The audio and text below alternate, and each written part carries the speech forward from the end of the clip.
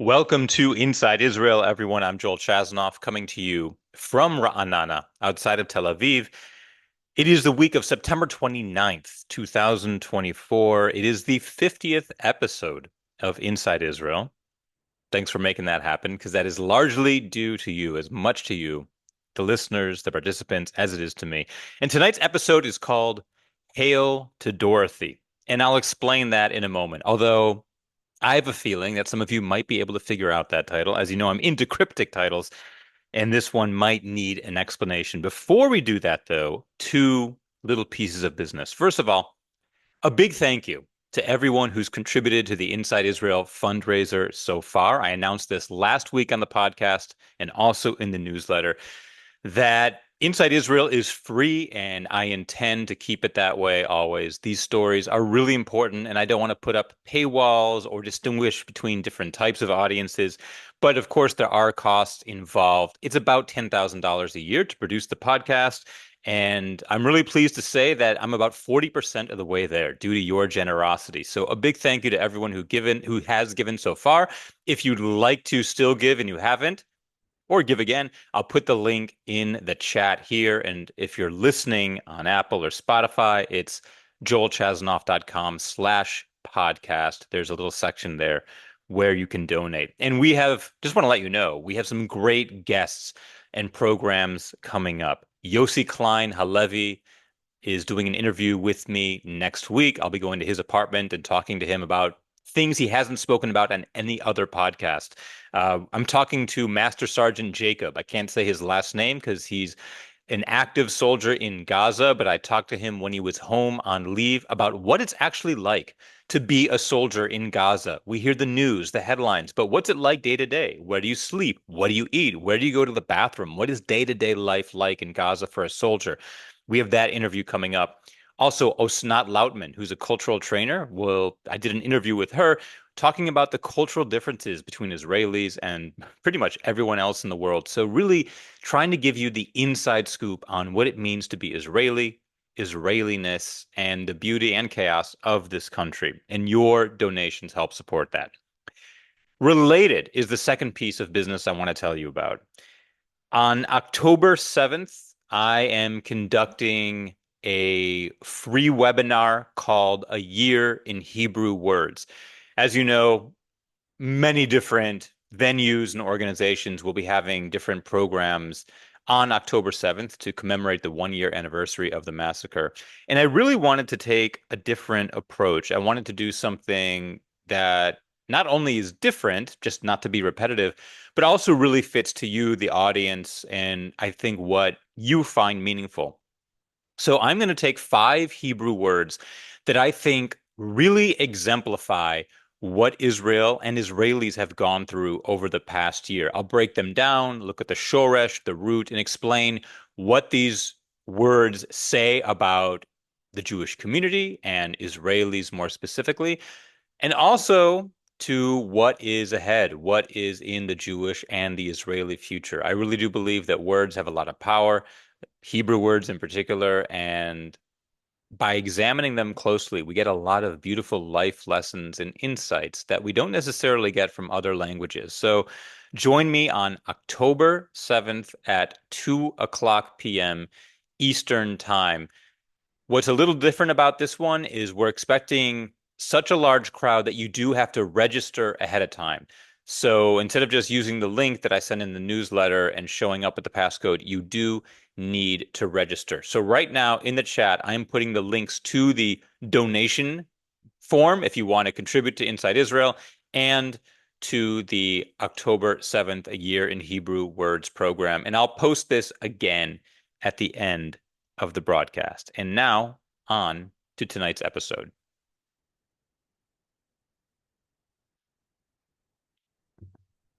So, like I said earlier, tonight is the 50th episode of Inside Israel. And I know I have a few first-time listeners joining us tonight. So I'll just give you a very short history. I started this podcast pretty much the week after October 7th, and it was completely on a whim. Some people reached out to me saying, what is it actually like in Israel right now? I'm watching CNN. I'm reading various websites, media. I'm watching NBC, but what is it actually like to be Israeli for the average person on the street? So I offered to do a free Zoom to anyone who wanted to join, and many, many people joined. And I realized that there really was an interest in this story behind the story, the personal story of what it means to be Israeli during this year. And that's how the podcast was born. My original plan for tonight was to share some reflections on this past year. How has hosting this podcast changed my view on Israel? What have I learned from you, the audience? How do I feel differently about the Jewish world and Israel's place in it? That was the intention. However, we're going to do an audible. That stuff is really important, but we're going to table it for now because of the big news in Israel this week. I thought it was really more important to spend tonight's episode talking about what we call in Hebrew the chisul. Chisul means elimination. The elimination of Hassan Nasrallah. Nasrallah, who was the head of Hezbollah for 35 years. And again, for the first timers out there, on this podcast, what I don't do is explain who Nasrallah was and the play-by-play of how he was taken out this past Friday night. I know you can get that stuff on other websites, on other podcasts. There's plenty of other media out there telling you those kind of basic facts. What I really want to do is give you a little bit of the Israeli context. What are Israelis talking about? How do we see it? What do we think is ahead, given the impact that this kind of really monumental move has? And what I feel I have for you tonight is 7 distinct takeaways that I think are really important for you to understand if you want to get into the head of the Israeli and to know what we are going through. So the first takeaway is that this is a monumental accomplishment in 3 different areas. Number one, taking out Nasrallah truly diminishes Hezbollah's ability to attack us here in Israel. And you might be saying, why would one person taking him out have so much impact? Aren't there other commanders beneath him and officers? Yes, Hezbollah is a military. They are not just guys in t-shirts and jeans throwing bottle rockets. They have unlimited funding from Iran. They are a military. However, it's a very concentrated at the top military where the top generals, leaders, commanders all take their instructions from the head honcho. That is Nasrallah, who was very close with the Ayatollah in Iran. And taking him out on top of all the other eliminations and the further destruction of Hezbollah through the exploding pagers, what we've done is really managed to disrupt their ability to communicate with each other. So Nasrallah was very powerful, and everyone turned to him to make for instructions, to make the decisions on what to do next, whether it was to retaliate against Israel for an attack or when to fire rockets. It all came from this one guy. It was not a very democratic setup within this military organization known as Hezbollah. So taking him out greatly diminishes their chances of hurting us in Israel. The second thing it does is it diminishes the power of Iran and this coalition of Arab proxies to harm Israel. Nasrallah was sort of the spoke in the middle of the wheel. He was the one who was able to communicate with Sinwar and Hamas in Gaza, the one who could then communicate with Iran, with Syria. And he was the linchpin that held this entire network of anti-Israel Iran proxies together. So losing him greatly disrupts this whole coalition's ability to threaten and harm Israel. So that's the second thing you have to realize is how important Nasrallah was, not just to Hezbollah, but to the entire anti-Israel Arab region. And third, the third big accomplishment here is that this is a huge humiliation for Hezbollah. Now you got to remember, what was it, 10 days ago, 2 weeks ago? Thousands of pagers blew up pretty much at the same time. Many of the Hezbollah, these were for the most part, officers in Hezbollah. Many of them were blinded for life because when the pagers went off, they took the pagers out and looked at the number that was on the pager and it blew up in their face, blinding them. At least 40 of these Hezbollah officers had their penises and scrotums blown off from the pagers that were in their pockets. The only thing more humiliating than having your penis blown off by a pager is having it blown off by a pager that you purchased from your enemy, Israel.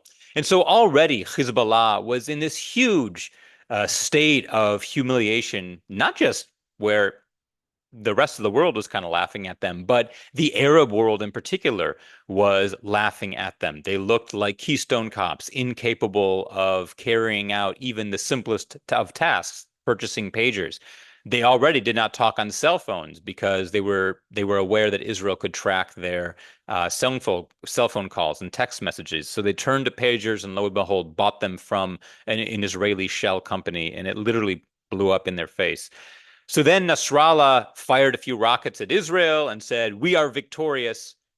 And then a few days later, Nasrallah is taken out by Israel. So this is a huge, huge humiliation to not only Hezbollah, but also to Iran, who's been building up Hezbollah and funneling millions and millions of dollars into them. A lot of it against their own citizens' will. 80% of Iranians are against the regime in Iran.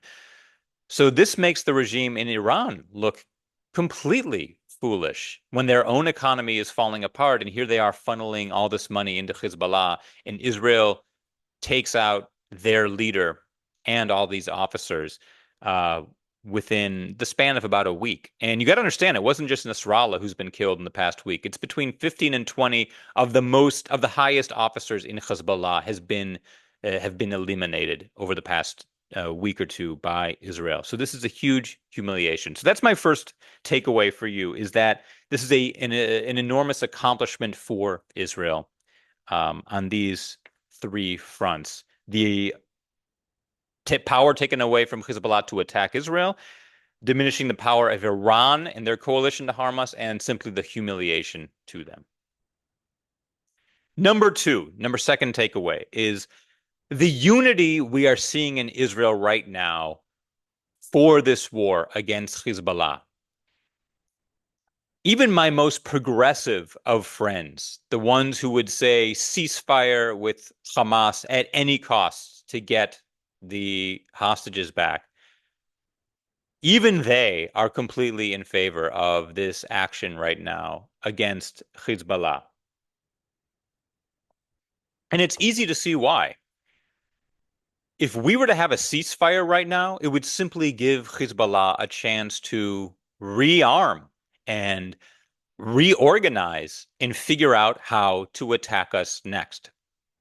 I don't know, literally, I do not know a single person I've talked to or read about who is against continuing the actions against Hezbollah. We have our foot on their neck, and we are not going to let up. No Israeli wants to let up right now. We know that Hezbollah has a tunnel network as extensive as Hamas's in Gaza. We know that Hezbollah has been planning an October 7th style attack where they would come through the border, kidnap Israelis, take them back into Lebanon. We are not going to give them that chance. So everyone is unified right now with regards to the military actions we are taking against Hezbollah and not letting up, pounding away at the apartment buildings where they've been storing their missiles and other weapons, pounding away at their leadership, continuing to bomb. There's talk of a ground operation, and many are in favor of it because having a ground operation would be the only way to truly dismantle their tunnel network. But everyone in Israel right now, there's a sense of unity about this mission that you didn't see necessarily with regard to our operations in Gaza. Now, I got to address this idea of a ceasefire. The French prime minister and the president, Biden, they were calling for a 21-day, also the UN, they were calling for a 21-day ceasefire. And you just got to ask, what would be in that for Israel? There's absolutely no benefit to Israel to having a ceasefire at this point. None. What? So that the northern residents could return to the north? We don't think that they would be safe there. There is absolutely no reason to have a ceasefire. So the only exceptions for the Israelis who are, uh, I said that everyone's unified. There are two exceptions. One is Yair Lapid. Yair Lapid came out and said we should have a 7-day ceasefire. And I don't know what he was thinking. And I personally have lost a lot of respect, pretty much all of my respect for him, because there's simply no reason. There's no benefit to Israel to having a ceasefire of even 24 hours. To me and to a lot of other Israelis I've talked to, this just shows that Lapid is trying to be in opposition for the sake of being in opposition. And I think he's harmed his career. I think his political career is very much harmed by the fact that he called for a ceasefire against Hezbollah, even though it was only 7 days. The other politician who's come out against continuing the operation in Lebanon against Hezbollah is Betzalel Smotrich, the finance minister. And now he's usually very right-wing and hawkish. So you would wonder, why would he be against operations against Hezbollah? Well, his main concern is the war in Gaza, and he's afraid that it would harm our ability to fight Hamas in Gaza. I have a feeling that what he's really concerned about is his number one goal is that Gaza be annexed and be part of the larger Israel. And I think he's afraid that taking away any of our strength from Gaza hurts the chances of incorporating Gaza into Israel. That is really his dream. As an extreme religious Jew, that is what he wants. He wants Gaza, greater Israel, to contain the Gaza Strip. And I think for religious reasons, he's against fighting Hezbollah all out because he wants the power, the koach in Hebrew, to go toward Gaza. But for the most part, everyone else is completely in favor, and certainly all the civilians I talked to against this operation, in favor of this operation against Hezbollah. So that unity is actually, it's really a nice thing to see because we've been so, it's not easy for Israelis to be unified over this past year, certainly after the first few months. Okay. So those were actually points 2 and 3, the unity we're seeing and the downgrade in respect for Yair Lapid. The fourth takeaway I want to share with you is that Bibi, the Prime Minister of Israel, Benjamin Netanyahu, he might actually know what he is doing here. Those of you who've been listening for a long time, you know that I'm not the biggest Netanyahu fan. I believe that he's often put his own political power and political gains ahead of what's best for the country.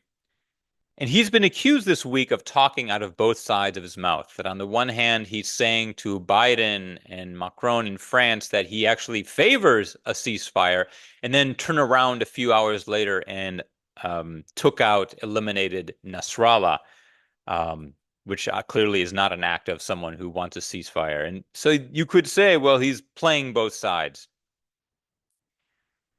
But I think what's becoming clear, at least to me, is that in this case, this is what needs to be done.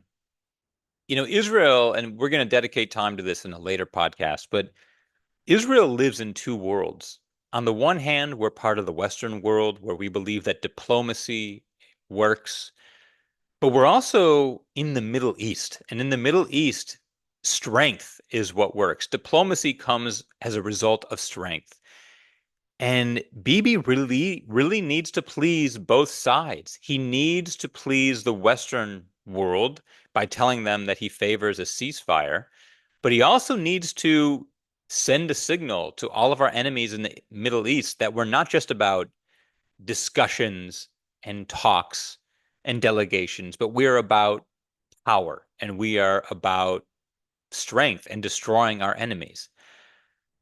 So in a way, I don't see this as double talk from Bibi. I see this as him acting really wisely and knowing that he needs to say certain things to the Americans, but he needs to take certain other actions in Israel, and that these words and actions don't necessarily mesh. But in this situation, he's doing what needs to be done. So I do tip my hat to Bibi here because I think this mission is going quite well, and I don't think he's had a choice. He needs to say that he favors a ceasefire in order to keep the war going. But then if he actually were to have a ceasefire, he it could literally mean the destruction of Israel. So um, he doesn't have a choice here. He's doing what needs to be done. Let's go on to number five. Important takeaway. There are many in the Arab world who are actually rejoicing along with us. And that's the root of the title of this podcast, Hail to Dorothy. Those of you who know and love The Wizard of Oz, as I do, you remember the scene where Dorothy throws water on the Wicked Witch of the West, and she's afraid because all of the witch's guards are surrounding her. And she's afraid that they will attack her or be mad at her. But what do?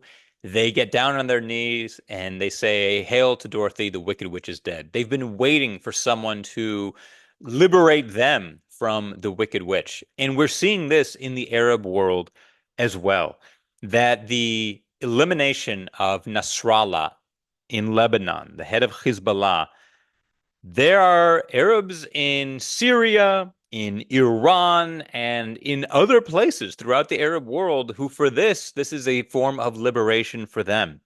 So, despite what you might be reading in the New York Times or hearing on NPR, and I glance at their coverage just because I sort of have to if I want to get the broad range, where they're pointing this as Israel against the Arab world, that's not completely true.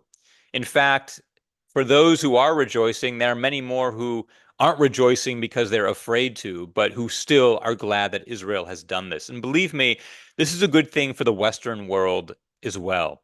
Anyone in the West who believes that Israel is overstepping its bounds, uh, that to me is ignorant and foolish. Israel is actually doing the dirty work of everyone else here and should be praised and hailed. I don't expect that to happen. Um, but there are many in the Arab world who are happy about this too. So that's number five. Number six, these past 2 weeks in general, culminating in the assassination, the elimination. We actually don't use the word assassination in Hebrew. We use the word elimination. Culminating in the elimination of Nasrallah have shown Israelis that crazy, badass Israel is back, and we are really happy about it.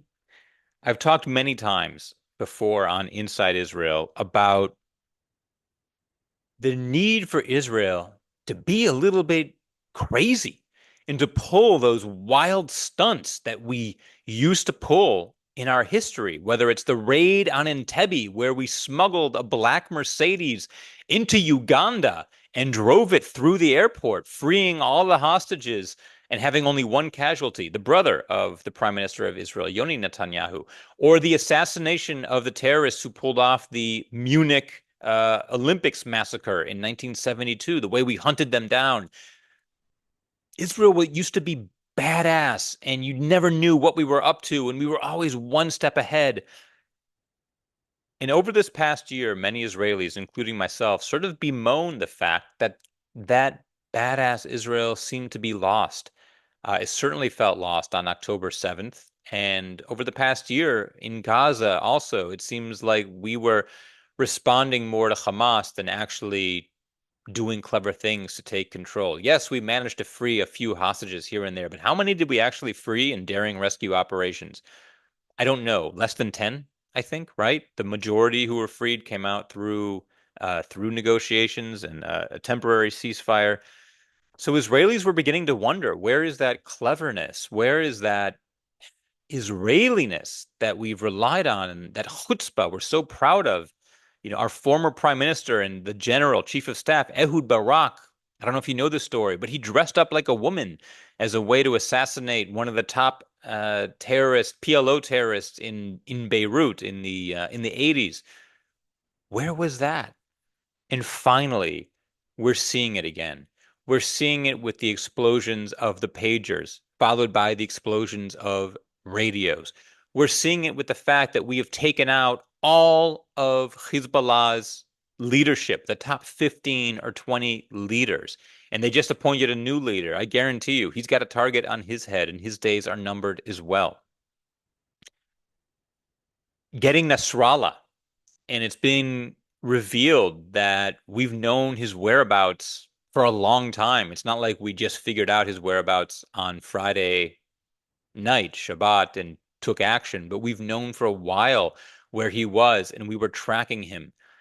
This is the Israeli, the IDF, the Mossad, the Shabak that we love and that we feel keeps us safe, and we missed it, and it feels good to have it back. So that is our sixth takeaway.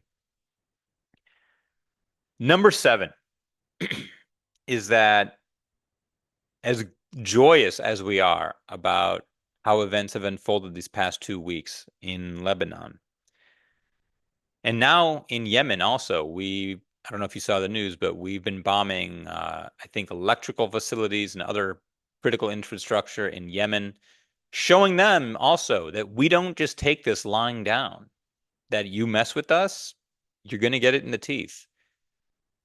As much as we're rejoicing that here in Israel, we are not celebrating fully for two reasons.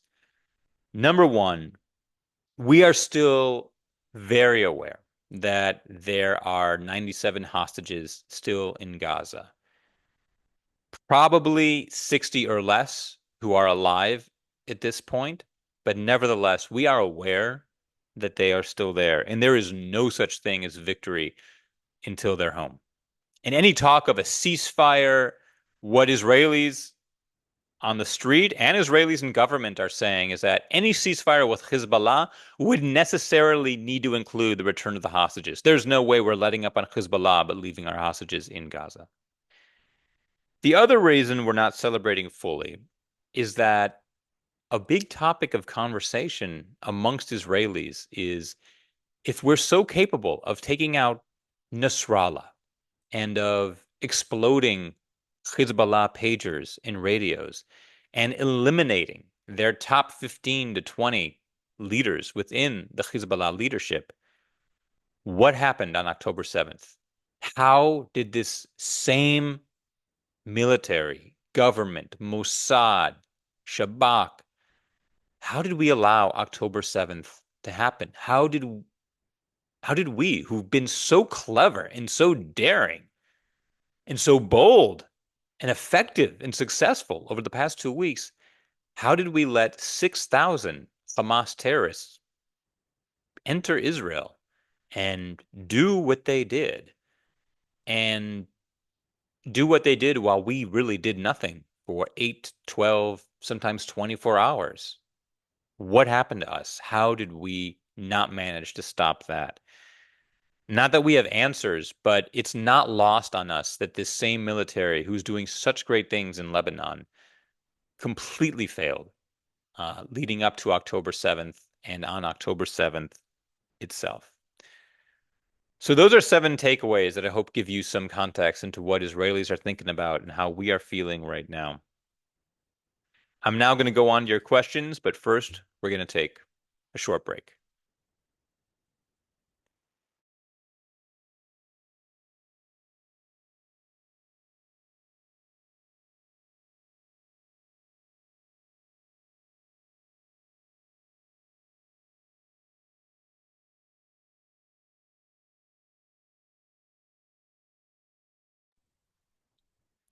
So welcome back to Inside Israel. We have 3 questions that people sent in and one that I see in the chat. And simply by the fact that it was put in the chat so early on, I'll be able to address it. So Hank in the chat asked, how did the UN lose control of the demilitarized zone north of the Israeli border? This is a great question. The United Nations has, what is it, charter, a rule, some resolution saying that Hezbollah is not allowed below the Litani River. It's about what, 6, 8, 10, 15 miles of southern Lebanon, that Hezbollah is not allowed to be in there. And Sank is asking, well, how did the UN fail to enforce it? The problem with your question, Hank, is that fail implies that they tried at all. There's been no effort. Now, as I pointed out before, last year, I think it was 10 times as many resolutions were passed against Israel than against the rest of the world combined. So I think we need to stop thinking about the United Nations as legitimate in any way. One thing I've learned as I've been pouring myself into this podcast for the past year, doing research, reading up, is just how the UN itself, it's really an Semitic, anti-Israel establishment. And for us to keep knocking our heads about why they do what they do, um, it's like wondering why the Ku Klux Klan does what they do. There's no logic behind it except for the fact that it's in their DNA. And I think we sort of need to start dismissing them. We shouldn't take them seriously anymore. I think of the United Nations as the student council of a bunch of third graders at a really struggling school. I don't even pay attention to them anymore. So, in answer to your question, they made absolutely no effort to enforce this resolution, keeping Hezbollah away from Israel's border. And even right now, you see in Europe, what are UN officials saying? They're saying that, this could be war crimes, what Israel is doing, attacking civilians. No one is mentioning their absolute failure to keep Hezbollah away from the Israeli border. So that's the answer to your question, Hank, but it's a good one. Thanks for asking. First written in question comes from Sandy from suburban Chicago. She said, "How is this all going to end? It seems like the hostages are not coming home anytime soon, and I fear many deaths up north, both Israeli soldiers and others, and perhaps within the rest of Israel from missiles fired from Lebanon, Iran, and the rest of the Middle East. So, how is it going to end?" Wow, I wish I knew how it were going to end. I will say this regarding the hostages. Sadly, I agree with you. I do not see them coming home anytime soon. Certainly not before the American election on November 5th. And then, even then, with the new administration, I think it would take a while. The other part of that is just who do we talk to with Hamas right now? Sinwar is hiding. He's surrounding himself with hostages. Um, there doesn't really seem to be a negotiating partner that we can take seriously and rely on. It could be that if we keep diminishing Hamas's power in Gaza, maybe a rescue operation would be the only way. But and then there's also the option that if Hezbollah is battered so hard that Iran would call for some sort of ceasefire and agree to exert its influence to have the hostages released. But these are all pie in the sky ideas. I really don't believe that the hostages are coming home anytime soon, and perhaps ever. And what's one thing that's very sad about this past week or two is that a lot of the focus has gone off of the hostages here in Israel. We've been so glued to the news regarding Hezbollah in Lebanon, that I said we're not celebrating fully because we know the hostages are still there. But in terms of where our head is, the focus is definitely not on the hostages right now. It's on Hezbollah and on Lebanon. So I am sad to say that I can't imagine a scenario where they are coming home soon. I would like to, but um, I can't. It doesn't mean we stop trying, but I don't necessarily know what we would do. In terms of the military operation, how is that going to end? For right now, we're just going to keep pounding away at Hezbollah. One of Hezbollah's assumptions was that Israel would not attack apartment buildings. We don't attack civilians. We do our best not to. So Hezbollah's main headquarters was in a residential neighborhood very close to a United Nations school. You got to assume the United Nations knew they were building this headquarters. They've been storing a lot of their missiles and rocket launchers in the basements, lower levels of apartment buildings with residents living above them, and they assumed we wouldn't bomb them. What Israel's been doing this past week is we've been notifying residents of these buildings. You have 2 hours to get out of this building, and then we're going to level it. And you might be wondering, doesn't that give Hezbollah a chance to do something? No, because taking out these rocket launchers, it's not as simple as putting them in an elevator and then, going up to the ground floor. It requires a lot of time to organize and get their equipment out.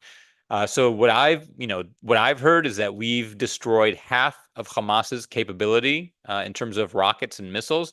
This is missiles and rockets they've been building up over the past 20 years, that over the span of 2 weeks, we've destroyed it. And that's humiliating to Iran and Hezbollah as well. So I don't know how it's going to end, but I do know what we're doing right now is we're going to continue pounding away. We are not going to take our foot off of the neck of Hezbollah. Karen from Highland Park, Illinois asks, on CNN and MSNBC, we're told that Netanyahu is preventing a hostage ceasefire deal. Whereas in articles in the Jewish press and on Jewish broadcast service programs, we are told that Hamas refused to agree to a hostage ceasefire deal, even though Netanyahu had agreed to all of Hamas's demands. What is the truth? Look, it's impossible to know exactly what the full truth is, but here's what more and more Israelis are seeing, and I tend to agree, is that we don't have a good faith partner in Hamas. The real question here really shouldn't be why aren't these negotiations going so well? Why aren't we negotiating a ceasefire with Hamas? The real question the world should be asking is why are civilians taken hostage at all? And when civilians are taken hostage, why do they have to be negotiated for? Why is the world not simply coming out and demanding that Hamas release the civilian hostages? And then we can discuss some sort of ceasefire about Israel's military operations in Gaza. But the world is treating these hostages as if it's a legitimate thing to take, to kidnap civilians from another country and hold them until you get the demands you want. It's given legitimacy to hostage taking, which I guarantee you, if this were to happen in any other country, US, Canada, Spain, England, they wouldn't be saying this. But because it's Israel, it's seen as somewhat legitimate. So what I believe, you're asking me, Karen, what I believe is that we don't have a good faith partner right now.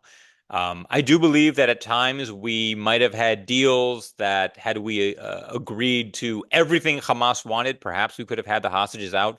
But Hamas over and over has changed its demands. And whenever our negotiating teams have accepted their demands, they've inserted new demands. So I don't know how much Netanyahu is still to blame at this point. I think it really comes down to the fact that we don't have a legitimate negotiating partner who's true to their word or who could actually get organized and know where the hostages are to collect them all and have them released. A lot of these are being held by Islamic Jihad.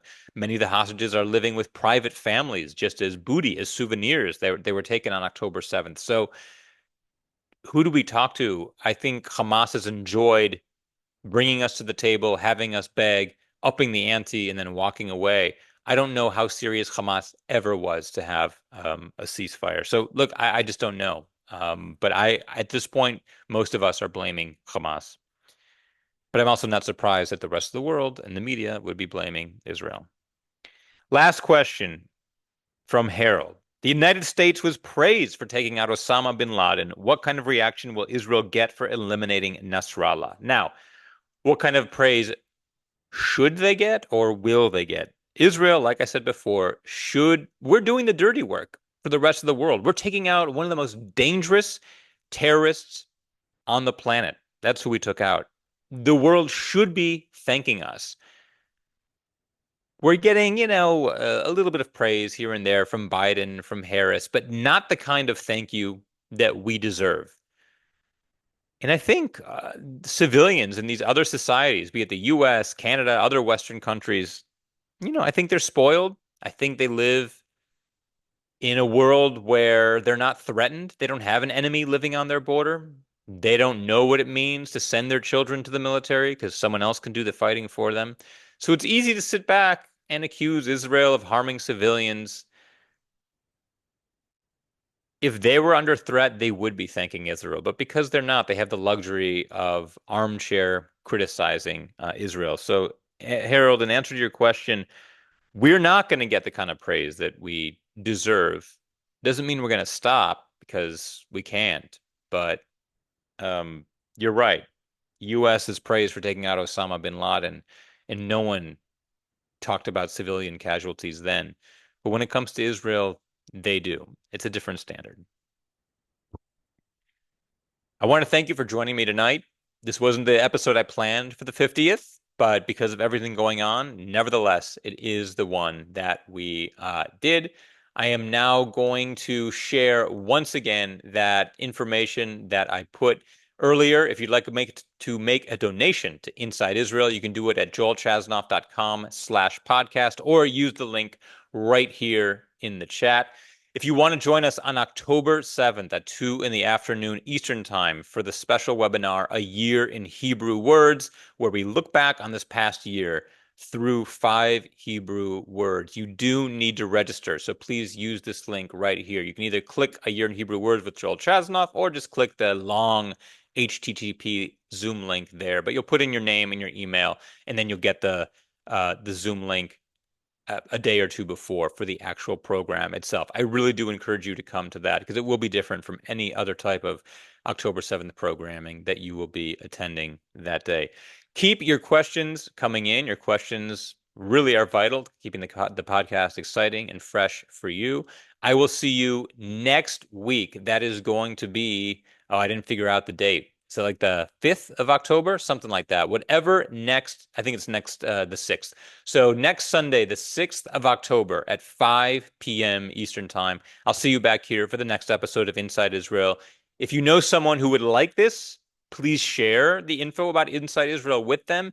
They can always watch the recording 24 hours later. It's up on my website, joelchasnoff.com, and it's also on Apple and on Spotify. Until next week, hoping for good news on all fronts here in Israel and peace and safety for all of us. I'm going to keep the chat open for a little while longer. Lahitraot, and thank you for joining, everyone.